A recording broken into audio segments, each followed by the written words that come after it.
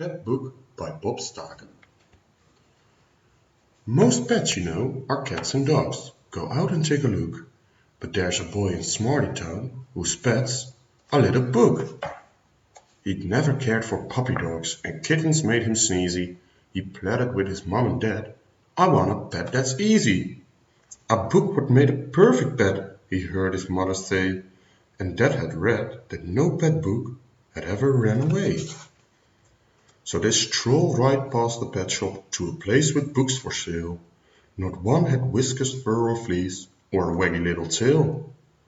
How could the boy pick out just one to go for this book lover? But then a small book caught his eye, a frisky red hardcover. Of all the books stocked in his shop, he liked this one the best. The pages crisp, the printing fine, much redder than the rest. He didn't need to give his pet a name like Rex or Sport. It wouldn't answer anyway, and so the book was bought. It never ate, it never drank, it couldn't do a trick. It never shed, it had no fleas, it couldn't fetch a stick. It never needed bathing, and its ears would never droop. But the best of all, that little pet, it didn't even poop. A better pet you couldn't have for graceful evening strolls. It wasn't like those ill-bred dogs that drink from toilet bowls, or like a cat that always sleeps or won't turn off its purr. A pet book never makes a sound, and it doesn't lick its fur. Inside the book were many tales of bravery and glory. The boy imagined as he read that he was in the story. The boy would leave his pet at home, when off to school he'd go. But one day when the boy returned, the book was gone. Oh no! My book ran off, my books ran off. The boy began to bleed. How could my book run out of me without a pair of feet? The maid could hear the crying boy and came without delay. I think I know what happened. I gave your book away. While cleaning junk out of the house, the maid had grabbed a box and filled it full of household things like cups and plates and socks.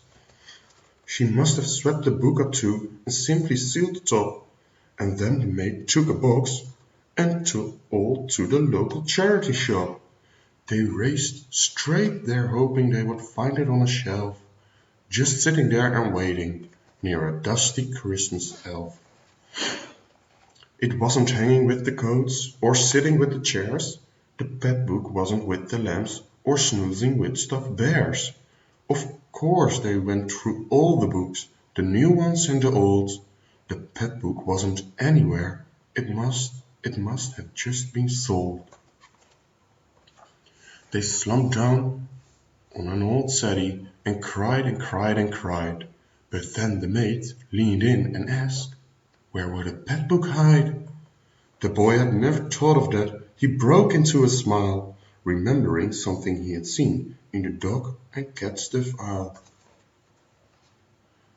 If I were just a scared pet book, I'd likely sneak in here. Perhaps the dark would help me hide and make me disappear. Then with his hand the boy reached in to feel around each nook, and then he pulled it out because he found his lost pet book. They drove back home, the three of them, the pet book checked off where. The boy was quite relieved to find not one torn page was there. A crazy day they'd had indeed, yet the story ended well, and now the boy and his pet book had their own tale to tell. The boy's mom gently asked him how a book could bring such joy. Because every book's a friend, explained the yawning little boy. His eyes were sleepy from the search and all the time it took, but now the boy could dream all night with his lost and found pet book. Thank you for listening.